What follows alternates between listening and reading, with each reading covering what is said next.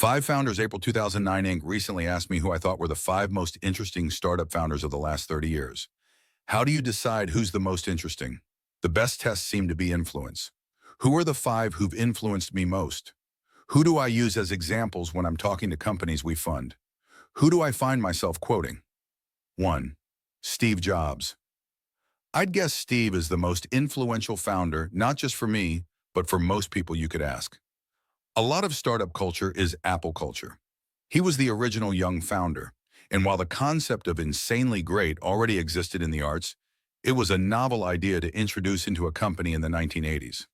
More remarkable still, he stayed interesting for 30 years. People await new Apple products the way they'd await new books by a popular novelist. Steve may not literally design them, but they wouldn't happen if he weren't CEO. Steve is clever and driven, but so are a lot of people in the Valley. What makes him unique is his sense of design. Before him, most companies treated design as a frivolous extra.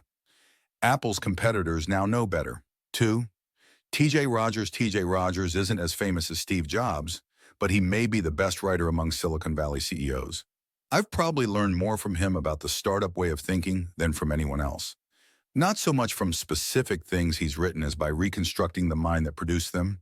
Brutally candid, aggressively garbage collecting outdated ideas, and yet driven by pragmatism rather than ideology. The first essay of his that I read was so electrifying that I remember exactly where I was at the time. It was high technology innovation, free markets, or government subsidies. And I was downstairs in the Harvard Square T station. It felt as if someone had flipped on a light switch inside my head. 3. Larry and Sergey. I'm sorry to treat Larry and Sergey as one person. I've always thought that was unfair to them. But it does seem as if Google was a collaboration. Before Google, companies in Silicon Valley already knew it was important to have the best hackers. So they claimed at least, but Google pushed this idea further than anyone had before. Their hypothesis seems to have been that, in the initial stages at least, all you need is good hackers. If you hire all the smartest people and put them to work on a problem where their success can be measured, you win. All the other stuff, which includes all the stuff that business schools think business consists of, you can figure out along the way. The results won't be perfect, but they'll be optimal. If this was their hypothesis, it's now been verified experimentally. 4. Paul Buchheit. Few know this, but one person, Paul Buchheit, is responsible for 3 of the best things Google has done. He was the original author of Gmail, which is the most impressive thing Google has after search.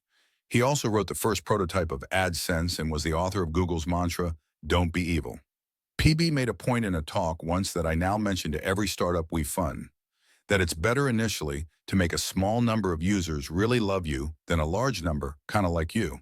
If I could tell startups only 10 sentences, this would be one of them. Now he's co-founder of a startup called FriendFeed.